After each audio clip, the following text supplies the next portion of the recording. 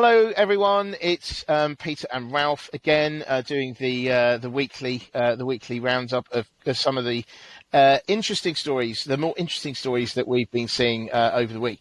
Now, just going to sort of get straight into it and say we are No, before you start, I would like to make a statement. It is the Jubilee weekend next week. Of course. And just to mark the occasion, I have brought various items. I have got the rubber duck with the UK flag here. Nice. And hopefully that is still going to remain. We don't know about Scotland and Northern Ireland, but this is not what we're going to discuss. I also have this item, which is a particularly tasteful rubber duck that with is a crown. Good. And where did you get those from? I got them from the Watson Daily Shop. And finally, I've got the monarch herself waving regally to our subject. That is amazing. Is that electric? Can you get it to just go like that? It used to be. It used to have a camera, but it drove me crazy because the thing actually did do the waving, and so I cut the wire. Really? Anyway, I will place these items here on my shelf strategically so that we can all appreciate and take delight in the. They are good, aren't they? I do like Jubilee those. Of our monarch, and now we can start because absolutely. I'm actually, happy. while we're on sort of this non-work stuff, as it were, I just say I went to see Top Gun yesterday with I dragged the family with me. Basically, my review on this, my very short review, would be if you really liked the Top Gun, the first one, you're gonna love this. If, on the other hand, you've never seen Top Gun before, you might think, well, what's going on? So if you are going to see it, do yourself a favour and see the original Top Gun, and then you're going to understand what is going on in the second one. But anyway, let's get into it. So we're going to talk about Klarna today and Gorillas. Now, the reason why we're going to do that is because Klarna this week, they said that they were going to be cutting 10% of their employees. Now, Klarna, as everyone knows, is a buy now, pay later company, and what they do is they offer you to buy. You can buy stuff. So they split it into equal payments, and they generally tend to make money from the retailers, who pay for this. So it's a very interesting thing. Klarna's obviously grown. Its reputation has grown over the last few years. However, there's been a lot of criticism, especially of the fact that they don't. So one of their weaknesses or strength is actually a strength and a weakness. It's a strength from the fact of attracting customers is that they don't check. They don't do it, or they didn't until very recently do a credit check. But that's a strength, but it's also a weakness because if you are in an economic downturn, for instance, it's more likely that people will default, and you will end up with effectively defaults. So what happened this week is Klarna said that it would be cutting 10% of employees, and they said that was a result of consumer confidence falling. And then also they later said that they wanted to concentrate on profit rather than growth. So I think Klarna's at a very interesting stage of its development. And the other thing as well that's hanging over it, which I suspect is actually affecting it a lot, is the prospect of the FCA regulating it more closely. But what do you think, Ralph, of this? Yeah, I find it very highly interesting, I have to say. I was surprised to see I think it was a 10% staff cut, which they were announcing. And the reason I find it surprising is if you just look at the wider world, and it is the same, unfortunately, wider world we are forced to look at every episode, we still have a very high rate of inflation. We have cost of living crisis. We all understand this because it all affects us personally. So we all understand that it actually, we all have less money to buy stuff. Mm-hmm. That's good analysis. But on the other hand, there is another trend, and we're coming out of the pandemic, and I think it's pretty clear. I've just been to London yesterday to the West End, and I actually said to my wife, look, I mean, the pandemic is basically over. It felt absolutely like normal. And so I think we have two conflicting trends. One is people want to enjoy themselves, they want to spend, they want to go to restaurants, but also, of course, they want to actually just live normally again, pick up stuff at the supermarket and whatever you want. On the other hand, you haven't got any money to do that because the inflation erodes your discretionary income, and that's an issue. So I would have thought that these are precisely the sort of times which would support any kind of consumer credit arrangement. And I think we're already seeing that household debt is rising, so that is not surprising in the slightest. But there are now, in the world of fintech and the DeFi, direct financing, there are lots more vehicles which you can actually use than the traditional consumer credit in order to get yourself the perhaps consumer purchasing power, which you haven't got anymore because your discretionary income is melting away.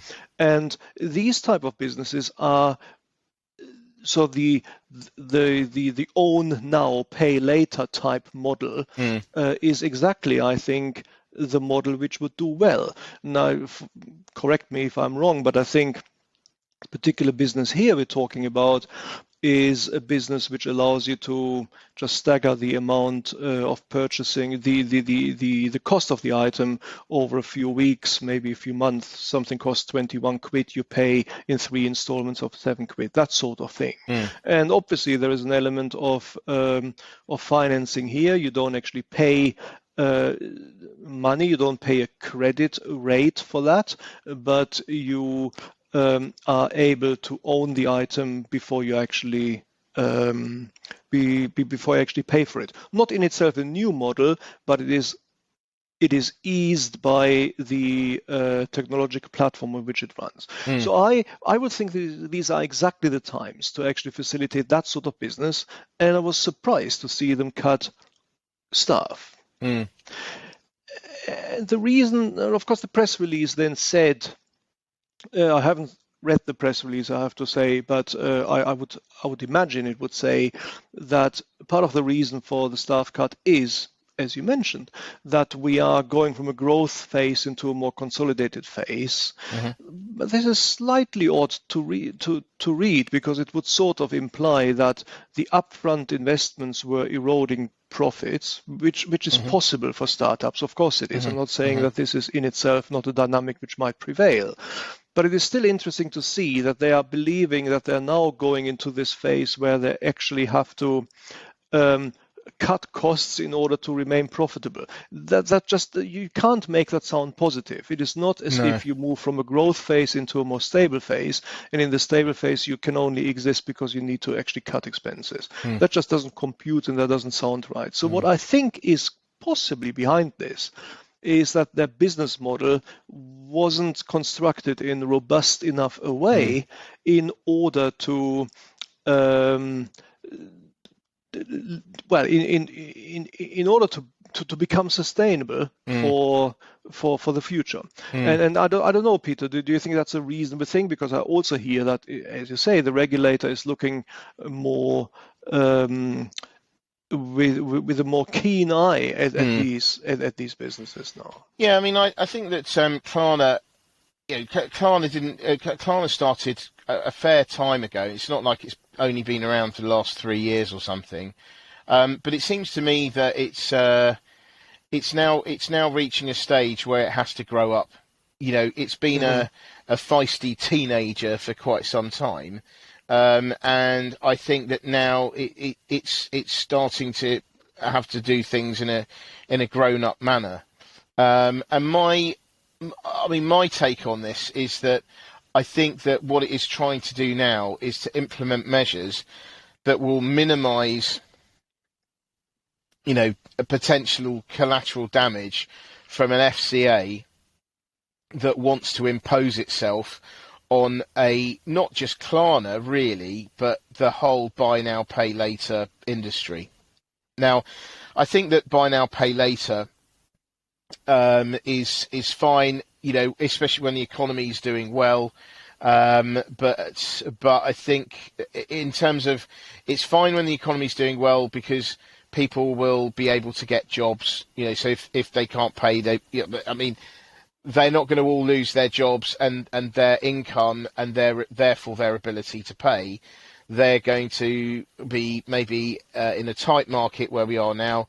Wages are rising, so when you make the payments, you can make the payments and it's fine. But the problem is if we tip into recession and then jobs become more scarce, consumer confidence gets worse, and then you start thinking, I can't pay for all this stuff.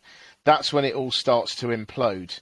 And I wonder whether Klarna is trying to head off or mitigate any potential backlash from the FCA, which is, I think, will have seen Klarna as being a bit of an upstart, and that needs reining in.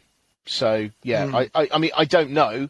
I'm just guessing that because that seems to be where the pressure has been going, and that's what's probably led to the I mean, I think it's amazing given what Klarna does, and given it's not exactly secretive about it. I mean, everywhere you look when it says pay by Klarna, and it will say 3 equal payments or whatever. So it's been upfront about it. It is amazing to me that the FCA has taken this long to get involved in such a business, because it is effectively, I mean, it's not exactly, but it's the same idea as a credit card company, really. Yes. So that's why I think it's interesting that it's taken this long to become a thing. Yeah, I agree. I mean, if you remember, there used to be a business called Wonga.com, and that sprang up several years after the second financial crisis. And I was at the time also astounded to actually see that such a business was allowed to exist in the way in which the business model was formulated at the time. And I'm seeing similar things again now. I mean, they're all different, these business models, of course they are, but it is a similar idea to facilitate financial resources to the consumer in a sort of simple and easily obtainable way. What I mean is, we're not talking about a consumer loan for a conservatory, which might cost you £10,000 or whatever. These are very small amounts of money we're talking about here, similar to what Wonga.com used to be. And so, yes, I mean, it is perhaps surprising that the regulator takes their time to look at them. It is not surprising that they do look at them now, because obviously we're heading into a situation where another credit crisis might actually, well, it's not a theoretical risk which is looming on the horizon.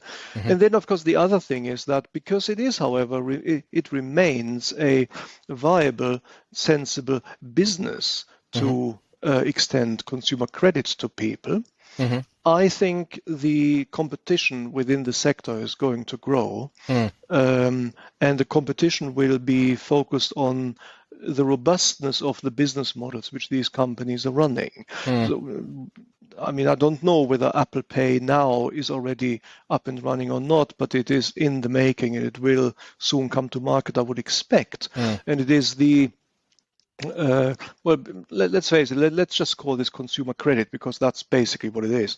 So it is the providers of consumer credit which run off a tried and tested high technology platform, which I think are possibly going to be the ones who are emerging from the competition as sustainable businesses. So I think that's all perhaps what we're seeing the start of here. Yeah, I mean, yes, I agree. But now, one thing I'd like to just, I'm just going to say an opinion here and see what you think of this. So it seems to me that a lot of the credit card companies are trying to emulate what Klarna does in terms of offering this service, right? In terms of three equal payments and things like three equal interest-free payments, and offering that model. And so these, Mastercard and Visa, I think, or at least they are moving towards that, and yet it seems to me like Klarna is trying to go the other way. So Klarna is now making preparations to look like what the credit card companies are looking like. Now, one thing and the thing that I would like to suggest to you and see what you think is that I reckon that ultimately, if Klarna becomes more of a credit card company, what that means is that what I think it should do is I think it should concentrate on its young demographic, and it should offer credit card services to them, rather than try and be all things to all people, and offer everything to everyone, because I think that Klarna have built this trust up with their users, and the user base is predominantly young, and I think that young people will possibly see Visa, Mastercard as very fuddy-duddy, just been there forever. Klarna's for us, so let's stay with them. So I actually wonder whether Klarna should, if it does try to go down this road of becoming effectively a credit card company, or calling it a credit company, I think it needs to focus on these users now, and ultimately it could, if it does that, ultimately in years to come, it will become Mastercard or Visa, because these customers were going to grow with them. So there's that to think about as well. So I don't know. What do you think of that? Do you think that they should try to be to broaden their demographic base, or just play to their existing audience? No, I actually think they should possibly play to their existing audience, because if you think about this, the space is a crowded space. There's a lot of competition there, and they're all essentially doing the same thing. They're all essentially offering credit. It may come in different shapes or form, but that is what it is. And so the unique selling point of this business and businesses like that is, I think, ease of use, isn't it? It's you don't have to get your credit card out in order to obtain a consumer credit. You can just click a button on various platforms, and it becomes a Klarna buy, sort of. And that's similar to what Apple Pay Now is going to be. Now, for Apple Pay Now, of course, it will be seamlessly integrated into the Apple Pay facility, which already exists. And so if you look at the space there, for every one of these companies needs to clearly understand and then exploit its unique selling point in the market. If it doesn't, it will disappear. It will disappear in consolidation, or the business model will just evaporate. And so one is ease of use. That's the actual tangible benefit, I think, which the consumer is getting. But on the other hand, there's also kudos. There's this element of being cool, of being cutting edge, and of using a fintech provider in order to make payments. And I believe that is an important aspect to play on, but it's not going to be enough if you cannot demonstrate to the regulator that your business model is robust, that you have got, is importantly, the ability in place to analyze the credit risk that you are taking on, if indeed you are taking on anything, or you outsource. These guys are probably outsourcing it. But that part of the business model has to be demonstrated as robust to the regulator, because yes, I would predict consolidation in this space. Fair enough. Well, look, I mean, actually, I think that is a very interesting subject, and we are going to see more and more about Klarna for sure. But one thing I then wanted to move on to was our next subject, which is gorillas, and I'm not talking about the big furry mammals. I'm talking about the rapid grocery delivery company, Gorillas. Yeah. And I think that these two stories, they kind of, there are sort of echoes in the sense that Gorillas has grown very quickly, and it has been burning cash in order to get some kind of scale. But it's also it's now looking like it wants to concentrate less on growth, more on profitability, and it laid off 300 staff earlier on this week. Now, I think that this is interesting again because I believe that we are going to need to see some more consolidation within the rapid grocery delivery space, because you need scale for this stuff, and that's how they're going to do it. That's the only way they're going to be able to do it, is they're going to have to build scale. And if they buy or are bought, let's say they become part of a bigger group, however it is, that then you can get cost savings through overlapping operations, back office savings, or systems, all that kind of stuff, whilst at the same time serving a broader audience. So I think that I suspect that it's a relatively fragmented industry at the moment, rapid grocery delivery, but I think that there'll be consolidation. And I think once there's consolidation as well, we are going to see more bargaining ability, for instance, for them to, let's say, buy more urban warehouses, because that's what they have to do. It's no use with Gorillas having a humongous, great, out of town a warehouse, because by the time you get into town, you've gone over your time limit.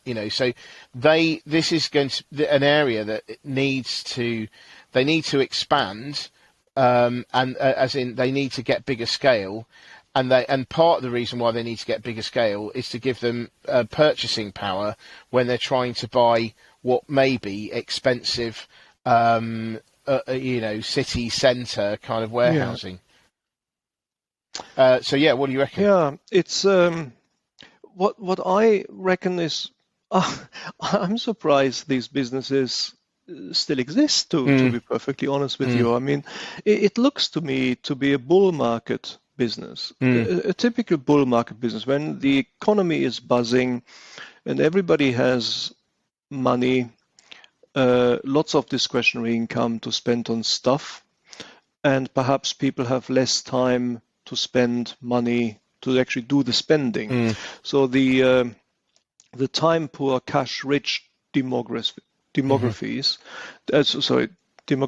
would presumably focus on a service such as this. And the reason that I express sort of doubt is because it's focused on groceries and groceries only, whereas I can get all my groceries and toothpaste and all sorts of other stuff from Ocado, for example, or from Amazon Fresh, I believe, and other providers.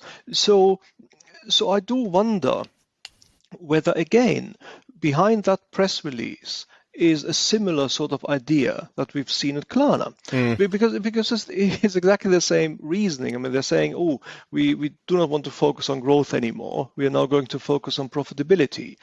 Well, that to me is code that there are no growth opportunities currently.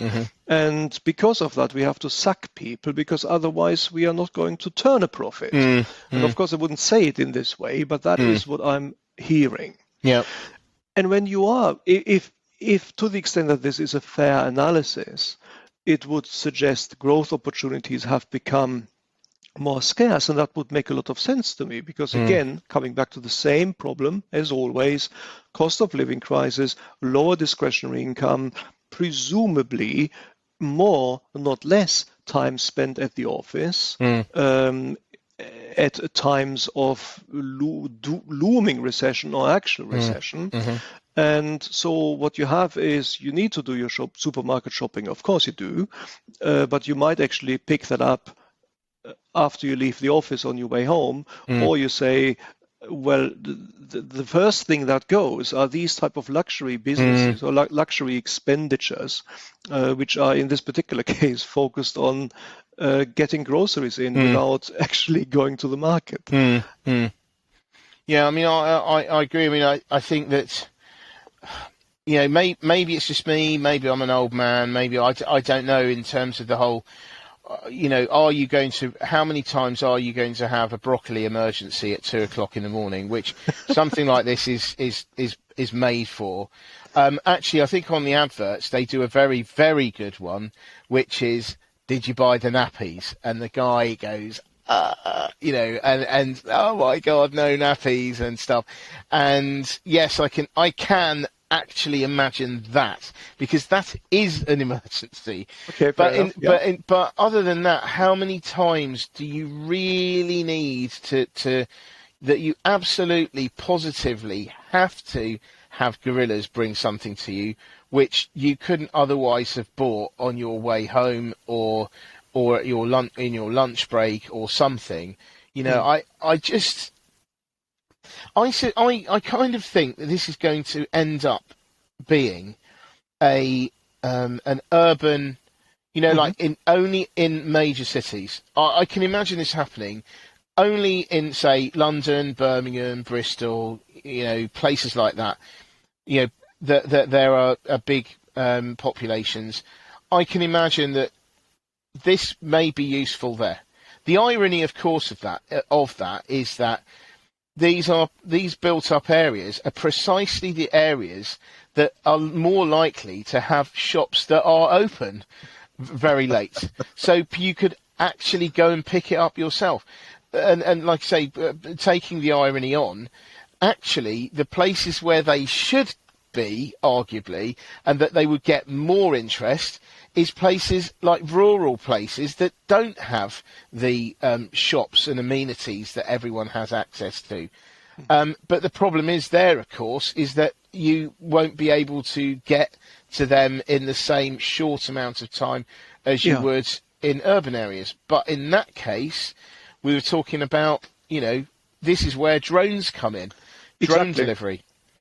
Exactly, and this reminds me again of our story about Klarna, Mm, because they are going to be increasingly under competitive pressure by the likes of, well, I kept mentioning Apple. There are others mm, as well, but Apple Pay now has got the history, the track record, the technology, mm. and the Has been customer backed by a base. proper bank as well, hasn't it? Yes, and it's backed by, but yeah, precisely Like a to make proper that happen. Goldman Sachs, yeah. Anyway, Absolutely. And if yeah. you think of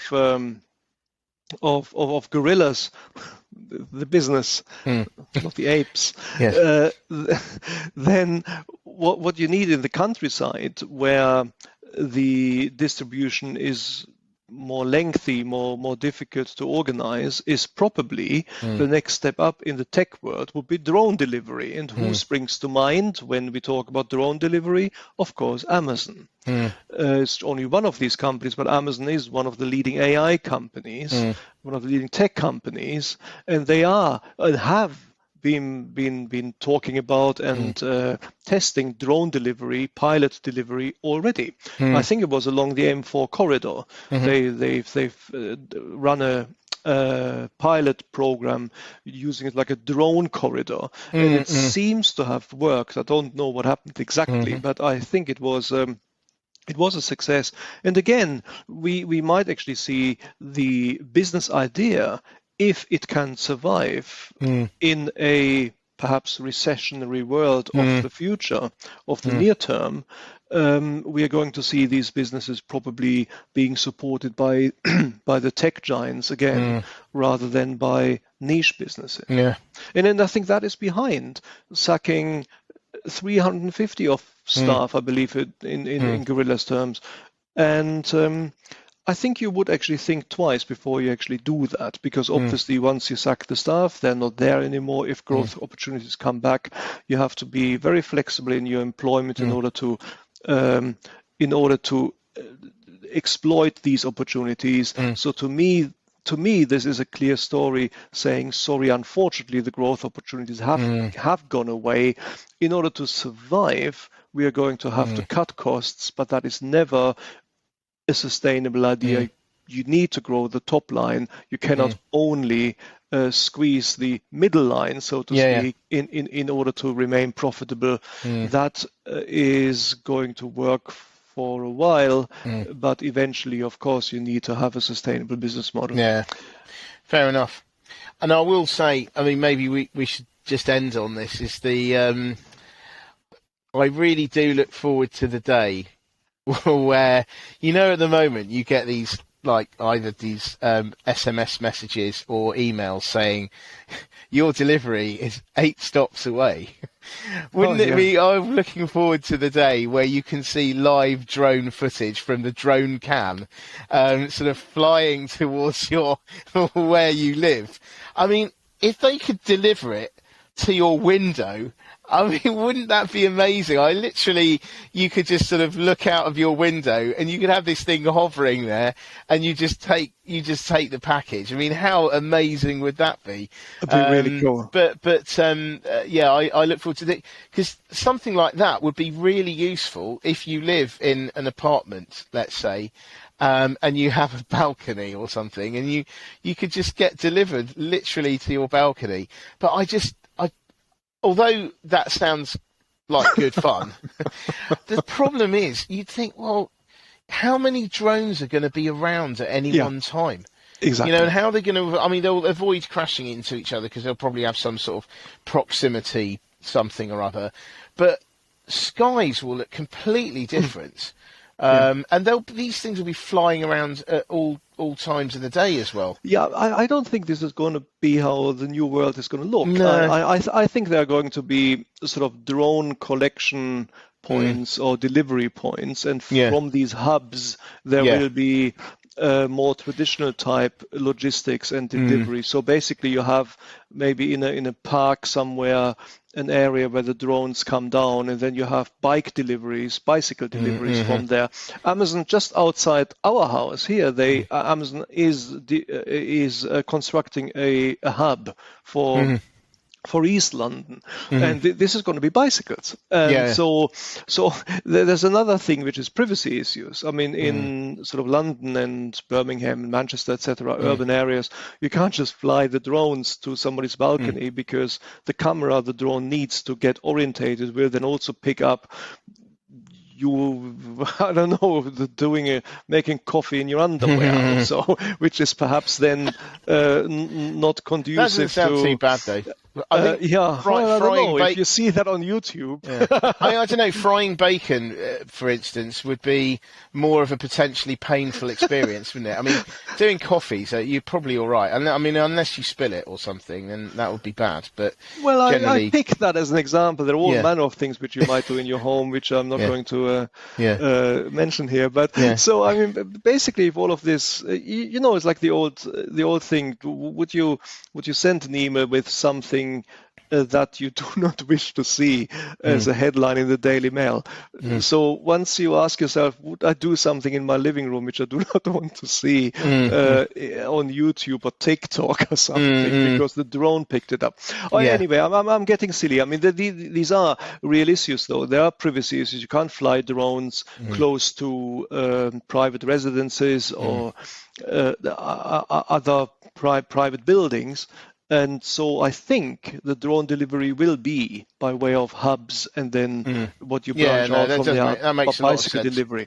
But I think that makes a lot of sense. It is going to be the world of tomorrow, but you still have a point, because even to those hubs, the drones need to get. And so you possibly will see the skies slightly changed, and you will have sort of like sky-type highways of drones. I have to say, Ralph, I think that, when that happens, sales of catapults and air pistols are going to go through the roof, aren't they? Oh, I mean, God. That is going to become the new sport. Is, you don't have clay pigeon shooting anymore. It will be drone shooting. I mean, I can imagine that happening. Not that I'm suggesting it should happen. I'm just saying that, some people are bound to do stuff like that. But anyway, on that. So there you go. Growth Yeah. opportunities are still abound. Exactly. And on that note, I think that's a great place to end the podcast. But anyway, thank you very much, as always, Ralph, for your thoughts and your very impressive rubber duck collection there. It was all good. And the Queen. And the Queen, of course, and the Queen. But anyway, thank you very much indeed. Yes, Have it was a pleasure. Great weekend. And, thank you. We'll be back. Oh, no, we won't be back next week because it's not Jubilee next weekend. week. We're going to do our thing for the nation. Exactly. Yeah. Whatever that may be. I'm a patriot. Excellent. Anyway, good stuff. Well, thank you very much indeed. And cool. Be excellent. back again week after next. 2 weeks time. Okay, cool. Bye. Lovely. Bye. Bye.